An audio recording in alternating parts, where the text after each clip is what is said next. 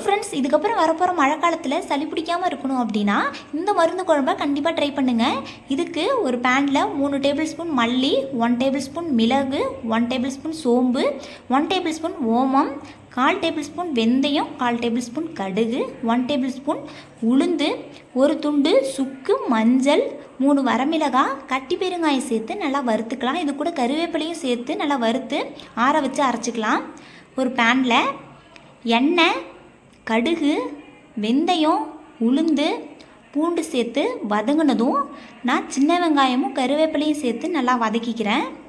இது கூட வறுத்து அரைச்சி வச்ச பொடியை ஒரு 3 டேபிள் ஸ்பூன் சேர்த்து ராஸ்மெல்லாம் போனோன்னே நான் லெமன் சைஸ் புளி ஊற வச்சுருக்கேன், அதையுமே இது கூட சேர்த்துக்கிறேன்.